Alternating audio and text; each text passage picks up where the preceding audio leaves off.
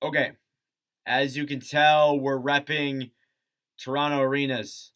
Um, this is gonna be a interesting.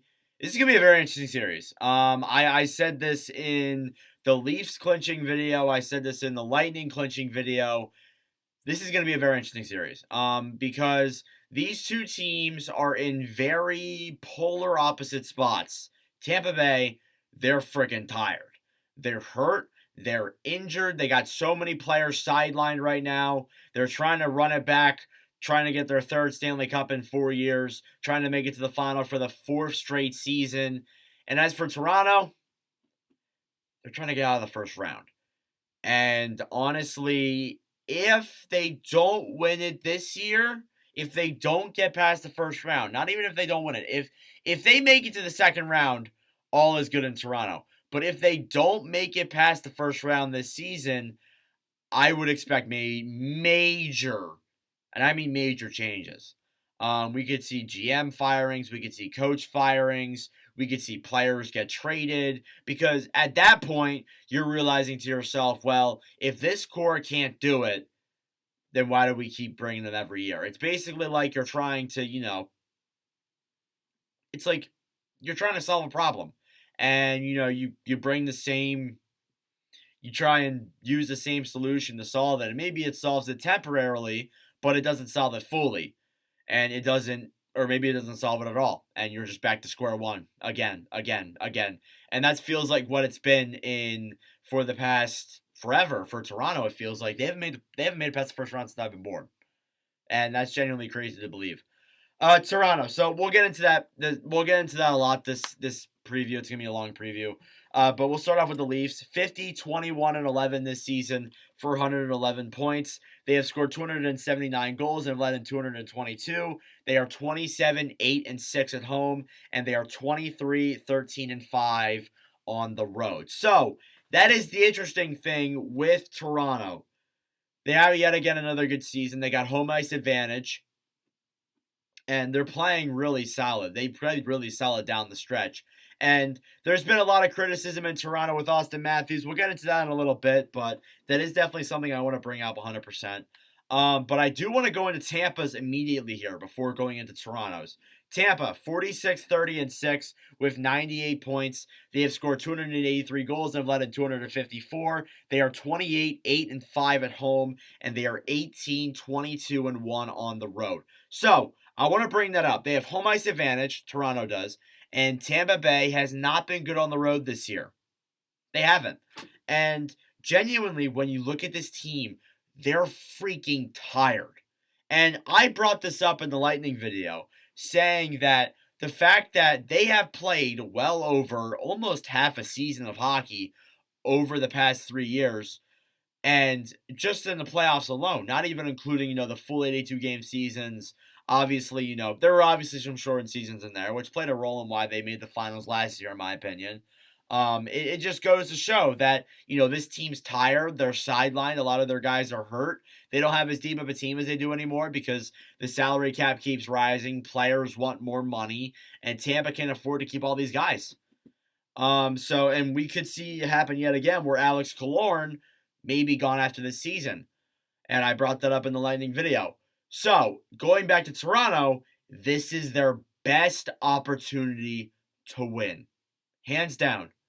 If, you look at the previous years, and we're going to go back in time, because I feel like I do this in every Toronto preview. I do this every single season.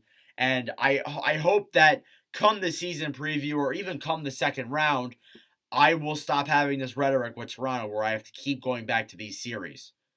Last year against Tampa, coin toss. Honestly, I had it going either way. Montreal should have been Toronto. It wasn't. Columbus should have been Toronto. It wasn't. Boston, coin flip, honestly. I mean, Boston made the Cup Finals that year. Boston in 2018, I'd say coin flip again. Yeah, so, I will say this: the both by million, or not both by million. Lightning, or oh my god, Leafs by a million. Honestly, in this series, I gotta say it. I gotta be fully honest because again, Tampa looks so tired and Toronto looks so healthy and energized and ready to go, and they got all these deadline acquisitions. This should be the year that they do it. Okay, anyways, we'll get into their players now. You got Mitch Marner with 80 games played, 30 goals, 69 assists for 99 points. It's unfortunate that Marner did not reach the 100-point mark. It would have been nice to see, we had 11 players this year reach 100 points. To think that, that's insane. And Marner came really close along with a guy like Jack Hughes as well, which we'll get into that video momentarily. But yeah, Marner, still a really good season overall for Toronto, 100%. Kucherov, on the other end, has had a better year statistically. 82 games played, 30 goals, 83 assists for 113 points. Another huge season out of Kucherov, playing once again some really, really good hockey, of course, and you need that out of a guy like him, for sure. And obviously, Kucherov, it feels like he hasn't played a full season in what it feels like ages. So definitely there a good season overall for Kucherov, 100%. Another 100-point year. He's still got it. Next up, I have compared Austin Matthews to Braden Point. Now, mainly because both are centers, and you could compare Stamkos and Matthews, but I want to go with Matthews and Point here. So, Matthews, 74 games played, 40 goals, 45 assists for 85 points. He had 60 goals last year, and this has been the thing that I've been hearing trillions of times. I might not be exaggerating there. Trillions of times it feels like this season. Austin Matthews is overrated, this and that. Matthews, he didn't get 60 goals this year. Again, he's overrated. He also missed about 10 games. 12 games this year he missed. So that definitely plays a role in why you couldn't get the 60. He wouldn't have gotten 60 if he got 12 extra games, though. So obviously I'm going to factor that in there. But I really feel like that with having, I guess, a down season like this, I feel like he's going to pick it up in the playoffs. He's going to soar. He's going to take off, play absolutely insane. And you heard it right here, folks. I said it. Honestly, I do believe that could very well happen. It's definitely a possibility, 100%. But obviously, we'll see if Matthews can pick it up. You got Braden Point on the other end. 82 games played, 51 goals, 44 assists for 95 points. It's crazy how many 50 goal scorers we had this year. Just blows my mind. But yeah, Braden Point, really solid player. And I talked about this in the Lightning video, how he is extremely underrated for Tampa Bay. And like in the games in those playoffs that he wasn't in, Tampa typically lost. So I definitely want to take that into consideration there too when you're looking at a team like Tampa. And I do believe Point is in the lineup and healthy. So we'll see. Anyways, the third scoring leaders, or the third players that I wanted to compare, were William Nylander and Steven Stamkos. Nylander, 82 games played, 40 goals, 47 assists for 87 points. Nylander doesn't get enough credit. He's having a really good season. He's likely, honestly, in previous years, too, with like the playoffs and stuff, Nylander's been the best of the four. When you look at like Nylander, Matthews, Marner, and I guess Morgan Riley or John Tavares, however you want to put it. But yeah, overall, Nylander shouldn't discredit him at all. He's had a really good season. Steven Stamkos reached a lot of milestones this year. I believe 81 games played, 34 goals, 50 assists for 84 points.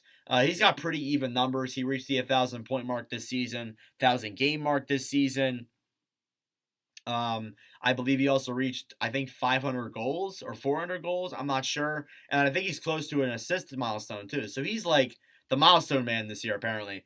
But yeah, Stamkos, shouldn't underrate him at all. Has been a key player in, I'd say, probably 2021 and 2022 because he wasn't playing in 2020. But yeah, Stamkos, very good, very solid player. Very solid player. Goaltending. This is where it gets interesting because I feel like, and honestly, I might be right with this, in every single Toronto preview, whether you go back to as far as Columbus, which is when I started doing this channel, Columbus, Montreal, Tampa last year, and Tampa this year, I think all 4 years they've had different goalies.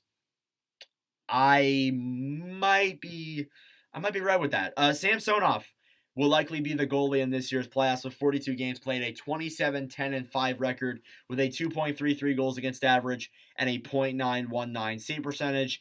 Ilya Samsonov has been solid this season. Should not get any criticism at all. Definitely not. And as well as that too, you got Matt Murray as a backup.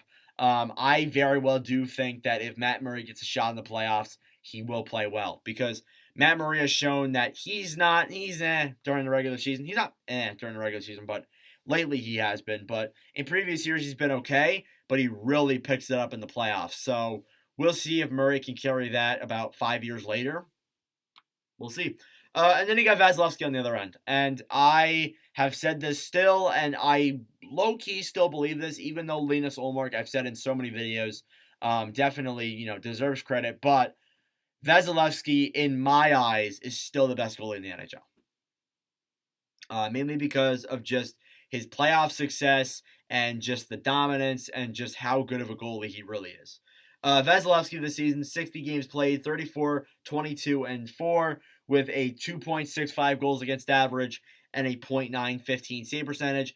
Those are average. And actually, Ilya Samsonov has better stats than Vasilevsky this year, but I still really do believe that Vasilevsky is still a really solid goalie. And even towards the end of the season, Vasilevsky really picked it up in games. He was very solid. So I definitely take that into consideration. When he's hot, he's hot.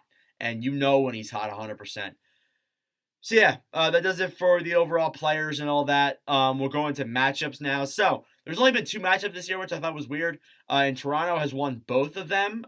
The first one being on December 21st, Toronto winning 4-1. And then the latest one being just a couple days ago on April 12th, Toronto winning 4-3 in overtime. So they're 2-0 in the season series. Tampa looks very tired. They're hurt. I predicted Toronto last year, and I think I predicted Toronto in all 3 of these seasons. I'm still gonna go Toronto. I'm gonna go Toronto in 6. I gotta be honest. I said at the beginning of it, this is their best chance to win. Hands down. I mean, Tampa looks tired. They don't look like the Tampa that we normally see, usually. And they just don't look like the Tampa that we know. And they're also hurt, too. They got so many sideline players. They played almost a whole season of hockey in playoffs over the past couple of years. This is the best year for Toronto to win. Now, if Tampa does win, this is going to be 7 games because that's just storybook ending. But this is the best chance for Toronto to win. So we'll be back here in probably the end of April to talk about, what happened in this series, whether or not it's going to be Toronto that wins or loses. We'll see. But anyways, let me know your thoughts and comments below. Thank you all very much for watching Frozen Sports Late. I really do appreciate it. We'll see. Honestly, I am so optimistic and wide open about this series. We'll see. But anyways, thank you all for watching, and I'll see you guys next video. Adios.